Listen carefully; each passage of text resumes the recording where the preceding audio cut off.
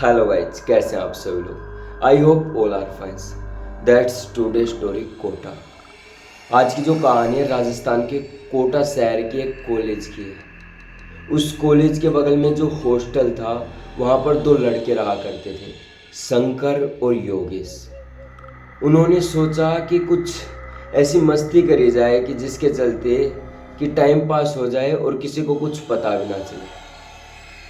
लेकिन उन्हें नहीं पता था कि ये जो मस्ती है थोड़ी बहुत हम कर रहे हैं, इसके चलते किसी का नुकसान हो जाएगा और बार बार किसी को वो चीज़ें दिखने लगेगी। यानी मैं भूत प्रेत की बात कर रहा हूँ। जो भी शंकर और योगेश ने अपने दोस्तों के साथ जो मजाक किया था वो इतना भारी पड़ा था कि मैं अब क्या ही बताऊँ। उसके चलते जो उसके दोस्त थे उन्होंने हॉस्टल छोड़ना पड़ा था और उन्हें ऐसा महसूस होने लगा था कि कोई भी उस कमरे में जाए और उसके साथ ये सब कुछ सीन क्रिएट हो, जैसा कि शंकर का जो दोस्त था योगेश के साथ हुआ। पहले तो जो उसके दोस्त थे दो वो छोड़ के भाग गए थे वहाँ से हॉस्टल को, अलग से एक पीजी ले लिया था।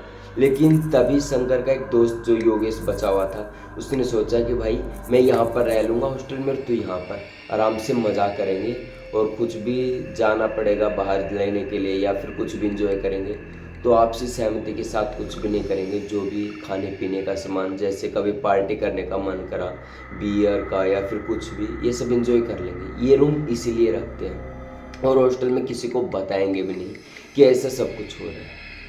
लेकिन उन्हें नहीं पता था ये जो मजाक वो बार बार कर रहे हैं वो इतना उनके ऊपर भारी पड़ेगा कि जो योगेश था उसे हर पल हर सेकंड ऐसा महसूस होने लगा था कि कोई अजीब सा साया उसे बार बार देखे जा रहा है, जो उसे ना ही पढ़ने दे रहा था ना ही कुछ और करने दे रहा था। और इसके चलते शंकर को भी ऐसा महसूस होने लगा था कि यार हाँ, योगेश के साथ कुछ ना कुछ अजीब हो रहा है, जिसके चलते योगेश को यहाँ से छुड़ाना पड़ेगा। और इस पूरा हलाहल सब कुछ शंकर ने पूरे कॉलेज में फैला दिया था कि भाई मेरे दोस्त योगेश का हाथ ऐसा ऐसा हो रहा है, इसके शरीर में कोई आत्मा वात्मा घुस गई है जो ये सब कुछ योगेश के साथ करवा रही है।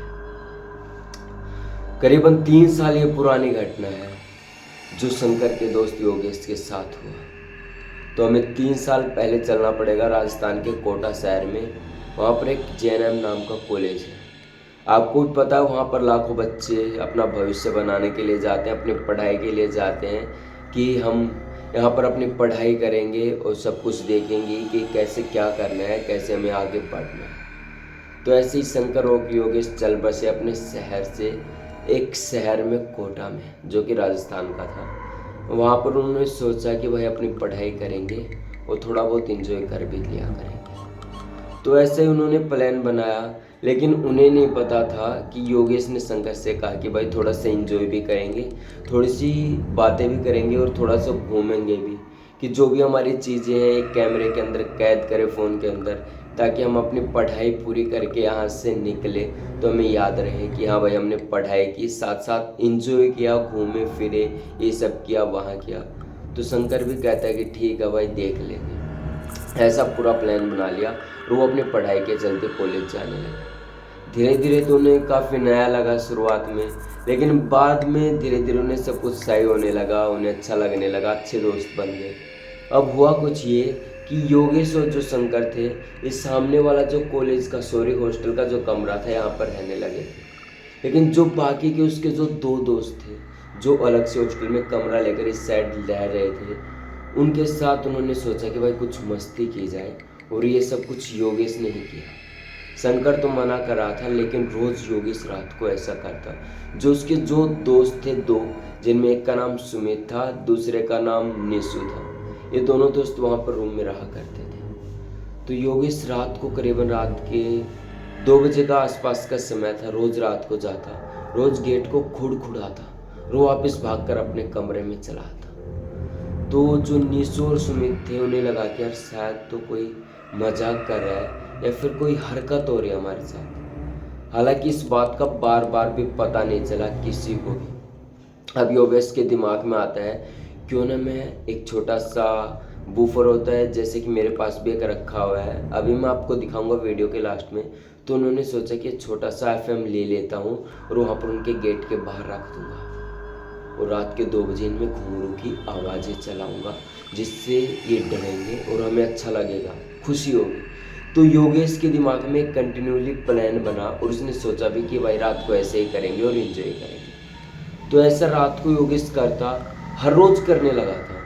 जैसे कि जो उसके दोस्त थे निशु सुमित, इस चीज़ से वो काफ़ी ज़्यादा परेशान थे।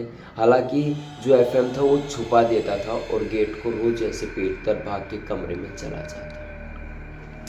अब ये जो सीन क्रिएट हो रहा था, जो निशु और सुमित थे वो काफ़ी ज़्यादा डरने लगे थे और इसके चलते उन्होंने सोचा कि भाई इस जगह को छोड़ के जाना ही सही रहेगा और इसके चलते उन्होंने उस जगह को छोड़ भी दिया और अलग से पीजी लेकर रहने लगे थे।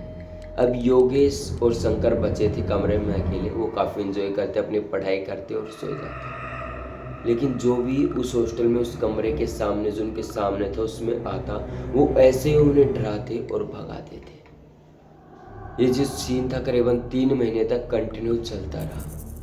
अब ऐसा हुआ कि जो हॉस्टल वाला वो कमरा था उसमें कोई नहीं रहता था। योगेश और शंकर जी अपनी पढ़ाई पूरी कर रहे थे, दोनों एंजॉय कर रहे थे। अब शंकर योगेश बातें कर रहे थे, तभी योगेश कहता है क्यों ना भाई सामने वाले कमरे में मैं जाकर आऊँ।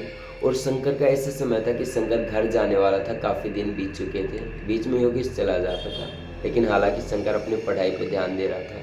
लेकिन अब ऐसा समय था कि योगेश अपना वहाँ पर रुकने वाला था और शंकर जो था अपना घर जाने वाला था। योगेश अपने पढ़ाई के चलते वहाँ पर रूम में रुका, तो ऐसा योगेश को अनकंफर्टेबली फील होने लगा। ऐसा जैसे कि उसे नेगेटिव वेव सी महसूस होने लगी कि यार इस कमरे में जिसमें निशु और सुमित रह रहे थे, इसमें कुछ अब अजीब सा हो रहा है, जो उसे महसूस सा हो रहा है। लेकिन काफ़ी अजीब था, उसे गिल्टी सी स्मेल भी आने लगी थी। ऐसा लग रहा था कि जैसे कोई जानवर मरा पड़ा हो, लेकिन देखने के बाद कुछ भी ऐसा योगेश को महसूस नहीं हुआ था। हालांकि योगेश अपनी पढ़ाई पूरी कर ही रहा था, लेकिन अब योगेश का जो मन था, हालांकि शंकर अपने घर गया हुआ था, तो योगेश जो था उसका पढ़ाई में धीरे धीरे मन सा हटने लगा था। करीबन 15 दिन के बाद शंकर आया था और शंकर को योगेश ने सब कुछ बताया कि ऐसे ऐसे मन भटकने लगा। और शंकर अब देखता है कि योगेश जो था, जो कि हमेशा अच्छी चीज़ें खाता था जैसे कि वेजिटेरियन, तो अब वो नॉन वेजिटेरियन खाने लगा था। जैसे भी ऑर्डर करता, अपना जो भी स्पूकी जो भी साइट्स होते हैं उनसे ऑर्डर करता, हमेशा चिकन बिरयानी ये सब कुछ मंगवाने लगा था, बोल्ड चिकन। तो काफ़ी अजीब शंकर को लगा, लेकिन योगेश जो था उसे काफ़ी अजीब सा महसूस होने लगा था। हालांकि 15 दिन ऐसे योगेश को महसूस हुआ कि सोते हुए भी कोई उसके पीछे है जो उसे बार बार देख रहा है और ऐसे बार बार उसे महसूस करवा रहा है कि कोई तो हूँ जो तेरे अंदर, मतलब ऐसे कुछ करूँगा। ऐसे योगेश को महसूस होता था। तो योगेश ने हनुमान चालीसा भी पढ़े 5 से 7 दिन कंटिन्यू। तो योगेश हनुमान चालीसा पढ़ता और तकिए के पास रखता और वहीं पर ऐसे करके सो जाता था। लेकिन एक दिन योगेश देखता है हनुमान चालीसा की जो बुक थी, जो ग्रंथ था, वो साइड में नीचे गिरा हुआ था। और योगेश ने जब ग्रंथ उठाया तो शंकर से सब कुछ बताया कि भाई ऐसे ऐसे सीन क्रिएट हो रहा है, लेकिन आज जो हनुमान चालीसा का जो ग्रंथ है बुक है ये नीचे पड़ी हुई थी। तो काफ़ी अजीब सा लगा शंकर जी को भी, और शंकर भी बार बार देख रहा था कि यार योगेश बार बार अजीब सी हरकतें कर रहा है। जो कभी चिकन खाता ही नहीं था, अब डेली नॉन वेजिटेरियन खाना मंगवा रहा है, जैसे ही कॉलेज से आता है और उसे खाता है। और ये जो बात थी, शंकर ने पूरे कॉलेज जो थे फैला दिया कि भाई ऐसे ऐसे सीन क्रिएट हो रहा है, मेरा जो दोस्त है उसके अंदर शायद कोई आत्मा है जो सब कुछ उससे सीन क्रिएट करवा रही है। कभी चिकन खिला रही है, कभी रात को उठा रही है, कभी लाइट शिफ्ट ऑफ कर रही है।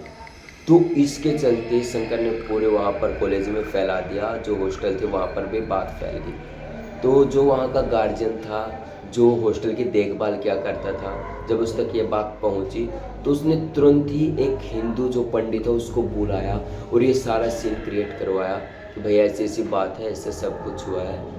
तो योगेश उस समय जब बुलाया गया तो योगेश बिल्कुल एकदम से डरा हुआ था। उसकी जो आंखें थी एकदम से अंदर की तरफ धंसी हुई थी। ऐसा लग रहा था, और उसका मुंह बिल्कुल सूख गया था, जैसे कि उसने 5-7 साल से कुछ खाना खाया ही ना हो, बस अपनी ज़रूरत पूरी कर रहा हो।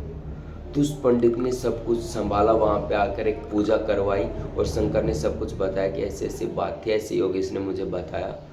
तो वो जो वहाँ के पंडित हैं, तो वो बताते हैं कि जो ये शहर है कोटा, इसमें काफ़ी बच्चे पढ़ने आते हैं, तो कुछ बच्चे डिप्रेस्ड हो जाते हैं, जैसे कि कम मार्क्स आए या फिर फेल हो गए, जो अपनी पढ़ाई के लिए, जो कि अपनी इस जेएनएम को ही सब कुछ मानते हैं, तो जो अपनी पढ़ाई के लिए सब कुछ लिए आए हैं, तो जो वो आत्महत्या करते हैं, वहाँ पर जो अपने खुद को मारते हैं कॉलेज में, या फिर पंखे से लटका देते हैं, या फिर कोई पॉइजन खा लेता है, या फिर कहीं जाकर अपनी नसों से काट लेता है, ये सब कुछ सारी बातें वहाँ पर बताई, और कहा कि इनकी जो स्पिरिट्स आत्माएं होती हैं, रात को जब योगेश ये सीन क्रिएट करता था किसी दोस्तों के साथ, यह बात हालांकि शंकर ने बताई उस पंडित जी को कि रात को 2 बजे ऐसे एक एफएम छोटा सा चला देता जिसमें घुंघरू की आवाज़ होती थी, या फिर जो भी रात को खुड़खुड़ाना गेट को, ये सब कुछ बताए।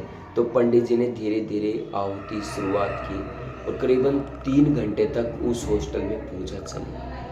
3 घंटे के बाद बिल्कुल फ्री हुए, और योगेश की जो तबीयत थी, अब बीमार हो चुका था योगेश, हालांकि 7 से 8 दिन बाद योगेश रिकवर हुआ, और योगेश से शंकर ने सब कुछ बताया, और शंकर ने बताया कि भाई ऐसे ऐसे पूजा करवा दी है, अब नॉर्मली सब कुछ सही है। तो ऐसे करके शंकर बचा, और योगेश बचा, और शंकर ने अपना पूरा वो करा। तो ये थी कोटा शहर की आज की कहानी। कमेंट बॉक्स में ज़रूर बताएं आपको कैसी लगी, और हाँ दोस्तों, चैनल को सब्सक्राइब भी ज़रूर करें, जो कि बिल्कुल निःशुल्क फ्री है, इसमें आपका कोई भी प्रावधान नहीं है। तो आज की ये वीडियो थी, कमेंट बॉक्स में ज़रूर बताएं। तो आज के लिए इतना ही दोस्तों, जय हिंद।